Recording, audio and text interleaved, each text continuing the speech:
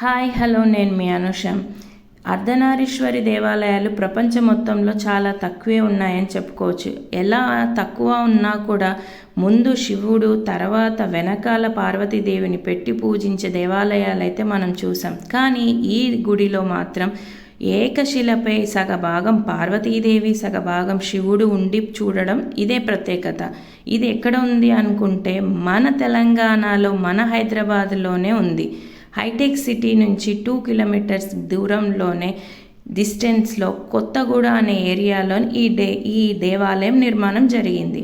ఈ గుడి గురించి చెప్పాలంటే ఇద్దరు దంపతులు ఈ స్థలంలో ముందుగా 2021లో రేణుకా అమ్మవారు పెద్దమ్మ తల్లిని పూజ చేయడం స్టార్ట్ చేశారు గుడి కట్టి. కానీ ఇక్కడ పక్కన ఇంకా స్థలం ఉండడం చూసి వాళ్ళు శివుడి కూడా గుడి కట్టించాలని నిర్ణయించుకున్నారు. అదే టైంలో అమ్మవారు కలలో వచ్చి వాక్ రూపంలో మాకు శివుడి లింగ రూపంలో కాకుండా సగభాగం పార్వతీదేవి, సగభాగం శివుడు ఉన్న ఏకశిల మీద ఉన్న దేవుడిలాగా అందరికీ మేము దర్శనం ఇవ్వాలని చెప్పగా అది కూడా టైం లిమిట్ పెట్టారట. 54 డేస్లోనే ఈ గుడి ఈ అమ్మవారి ఏకశిలాది అయ్యవారిది ఉన్నది కావాలని చెప్పారట. వాళ్ళు అదే సమయంలో 54 డేస్లో ఇది ఎలా సాధ్యమా అని వాళ్ళు పూనుకొని చేయడం స్టార్ట్ చేశారు. వాళ్ళు 1 వీక్ చాలా తిరిగారు, హిమాలయాలు తిరిగారు, ఇంకా ఈ తమిళనాడు వెళ్ళారు శిల్పుల దగ్గరికి. లాస్ట్ చివరగా ఎక్కడికి వెళ్ళాలని వాళ్ళకి ఆలోచన కూడా అమ్మవారే వాక్ రూపంలో చెప్పారంట. ఎక్కడంటే చెన్నైలో దగ్గరగా ఉన్న మహాబలిపురంకి వెళ్ళామని.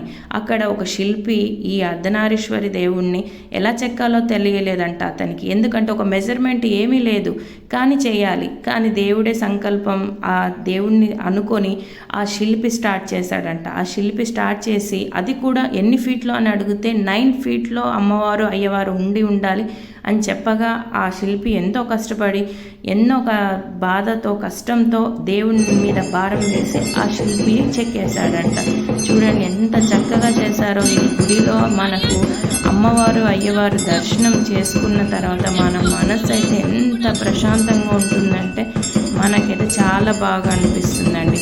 ఈ టెంపుల్లో ఇంకొక విశిష్టత ఏంటంటే ఇక్కడికి వచ్చి అమ్మవారు అయ్యవారు ఉన్న ఏకశిల దర్శనం చేసుకునే ముందు 9 చుట్లు ఈ గుడి చుట్టూ తిరిగి మన మనసులో ఏమన్నా కోరికలు ఉన్నా నెరవేర్చమని ప్రార్థిస్తే తప్పకుండా జరుగుతాయని ఈ గుడి పూజారి గారు చెబుతున్నారు కూడా.